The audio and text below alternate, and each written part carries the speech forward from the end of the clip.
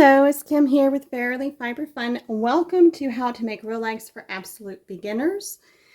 This is my second video in the series. Today we already learned how to make solid color Rolags.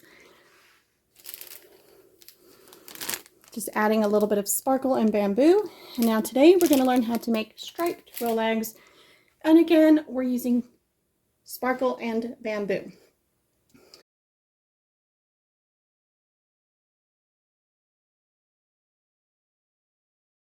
So today we're using Firestar instead of Angelina, and it's a little bit easier to work with, and it just happens to be what I want to use for this colorway. So we're going to set those aside. I have white bamboo, blue bamboo, and yellow bamboo. I dyed both of these up quite a while back.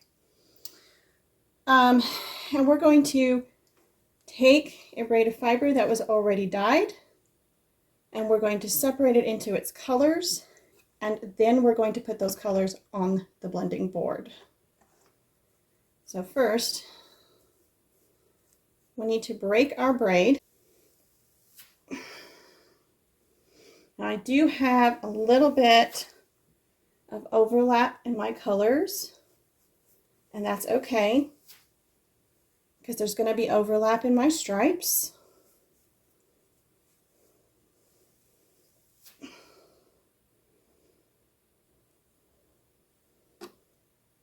All right, and now to make life a lot easier on myself, I'm going to go ahead and strip these into skinnier sections just because it's less finicky. No other reason.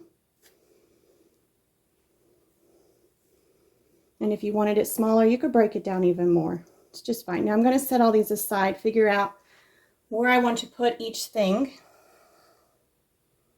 I think I want the white in the middle because I have quite a bit of blue, a decent amount of yellow, and a little bit of white. And I think that will be just about perfect. So we're going to do blue to about almost the very middle of the board, a narrow strip. We are going to go to the middle with the blue. We do a narrow strip of white, and then we're going to finish off with yellow. I think that should work because that's how much fiber I've got in each color. So we're going to start by putting a very thin layer of blue, well, a thin layer of wool all the way across the board. You could always start where you want to change colors on the board and work backwards from that. It's fine. You just want to make sure you get a thin layer on the carding cloth before you put your add-ins in there. Now I'm going to start laying down from the blue end. I'm going to overlap just a little, and then now I'm almost done with blue. I'm going to put white. Now it's moving into yellow, so I'm going to slide over a tiny bit more, and we're going to just put yellow down. And see, I've got a very narrow strip of blue here, but it's a continuous because I overlapped. Now I'm going to finish off with some yellow.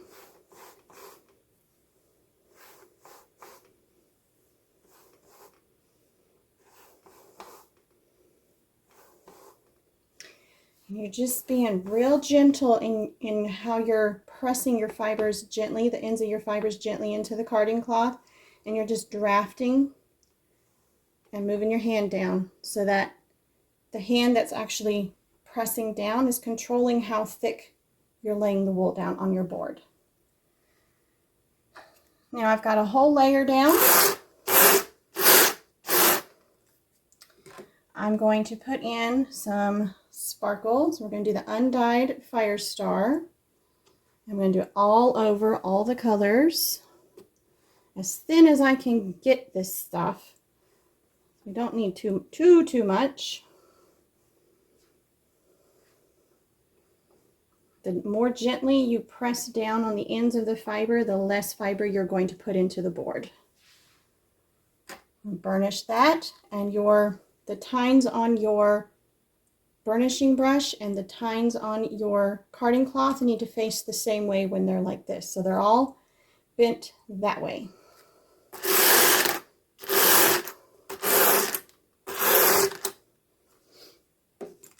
Now we will start over with the wool, and you can start with yellow and work your way over, or you can start with blue and work your way across again.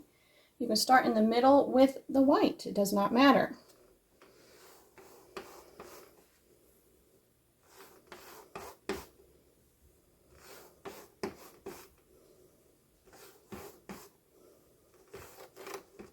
I just started in the middle to show you, just because why not? Not to show you anything, but just because you can.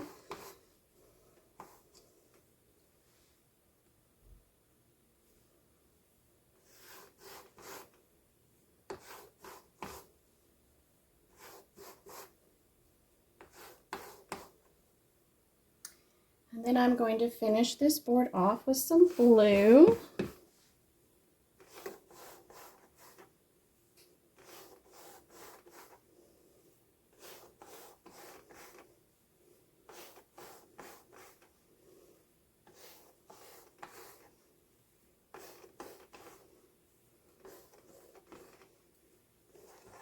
You know, I completely forgot the bamboo. My apologies. We will put it in now.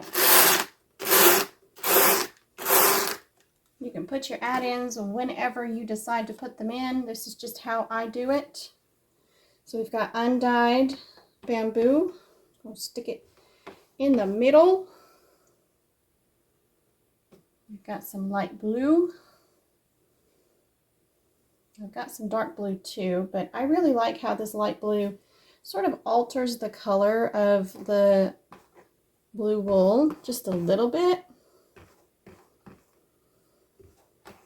And I don't really overlap the bamboo. I don't see any need to do that because it's really, really thin, and it's not going to be the structure of the Rolags.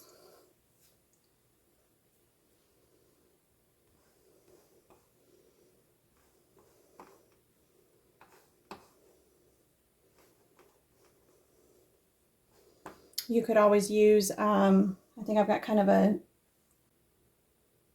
cantaloupe color, the cantaloupe flesh color. You could use that instead of yellow. You can change up the color of the whole fiber by changing up the color of the bamboo. And that can be really interesting.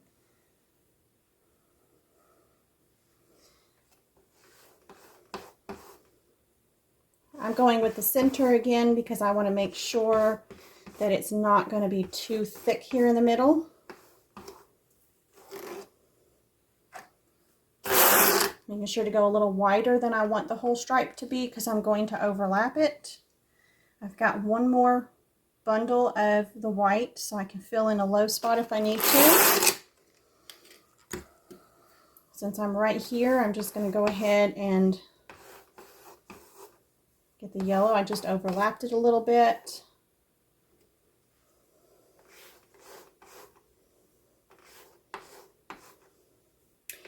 I really like the Eastern US sheep wool. It's just a blend from all the sheep states east of the Mississippi, all the different breeds. I'm going ahead and using up this piece of yellow here.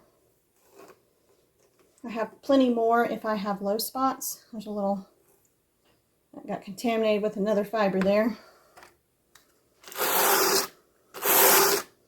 And I do. I have some low spots, so I can definitely fill this back in. If you want more details on how to fill up your blending board with the least amount of fuss and more detail on how to get your wool evenly on it, please watch the first video in this series, How to Make Rolags for Absolute Beginners, Solid Color, that gives you all of those handy little details.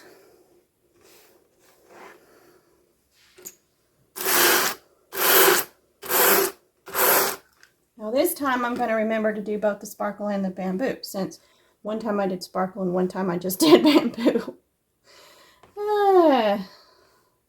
I can't talk and work at the same time, y'all. So burnish that in so that the bamboo can go in. Next. very, very light amount of bamboo, not a lot. So white. Oh, I just got gold sparkles. I don't want gold sparkles. That would be pretty though. That's not what I'm going for today. Well, this one might get a little bit of gold sparkle in it by accident. It's all good.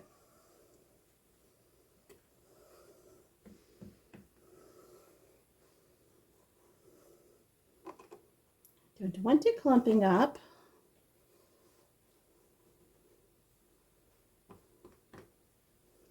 That should do it.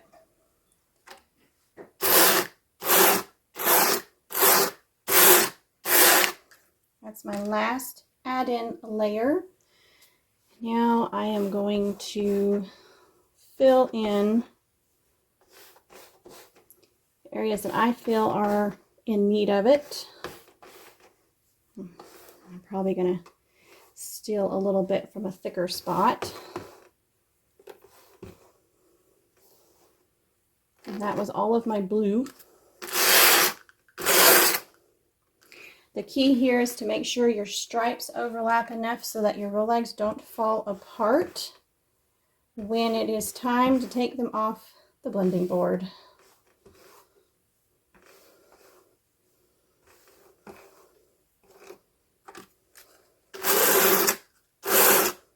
That was pretty well done. Now we're going to see if we can fit the rest of this yellow in here without making the yellow way thicker than the blue. Because I want it to be consistent, even if I have to add some yellow into the white stripe. It's a little thick right there and a little thin right here, so there we go. That looks pretty good. I've got a little thin spot here, but short of stealing fiber from somewhere else, where was that? Can't really do a whole lot about it.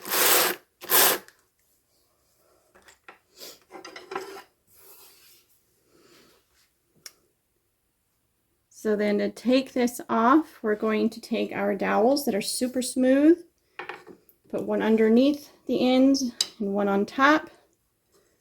I like to offset my dowels. It just makes life easy later. You're going to flip the ends over. Make sure they're good and captured all the way across. Fold it one more time to make sure if you pull, it's not going to unroll. Lift a little bit. Pull straight back. Relax and roll. Pull straight back. Relax your tension. Otherwise, you'll end up with poonies that are extremely tight and you won't be able to get your dowels out. And then it'll be difficult to spin. Roll, draft, roll. I want this a little thicker, so I'm going to pull another little layer out. Go away, a little gnat flying around. Okay. Cup your hand very loosely around your dowels and just gently twist them in your hand to smooth out any wispy bits that want to hang out. And at the end, I just kind of scoop little wispy bits into my hand and twist it back the other way. You should be able to pull your dowels out. I did not offset them without any issue. And your Rolags should be bendable, but not floppy.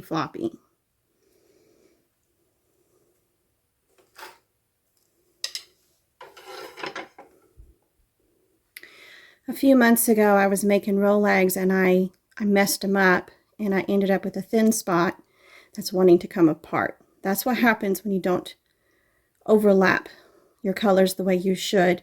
They just start to fall apart where they were supposed to be overlapped. And then you end up with 3 Rolags instead of 1. Still spinnable, but I don't sell them like this. So that's why you overlap them the way you do.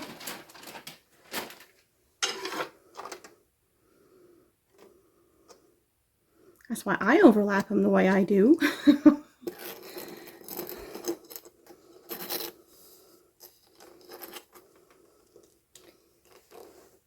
lift a little, draft it back, relax and roll.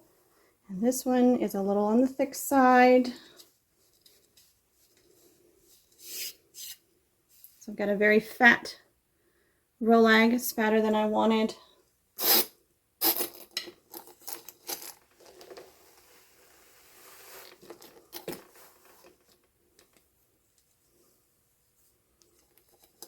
I really don't want all of that in this Rolag.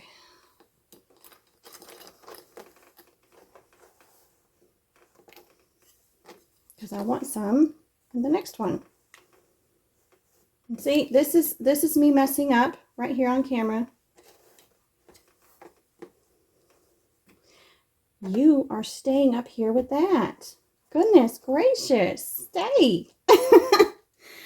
Okay, we managed. It's thicker on the yellow, so I'm just going to tighten the yellow down a little bit so it looks a little bit better. Still comes out easy. Still looks like a beautiful Rolag, and we have just barely enough fiber for a last Rolag. I'm just making sure that the ends are not in the carding cloth, because then it won't come out. If it doesn't wrap around the dowels, it won't come out of the cloth. The last one can be a bit fiddly, so I like to get the end off completely off the blending board because it catches on these tines along the edge. And then I let the blending board kind of draft out that mess, and I just roll it back up without any more drafting. And usually that fixes the mess and it looks a whole lot nicer.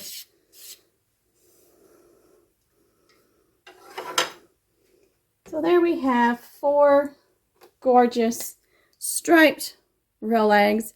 Thank you so much for watching. I hope you enjoyed this video. I hope it was helpful for you, and I will see you in the next one. Bye!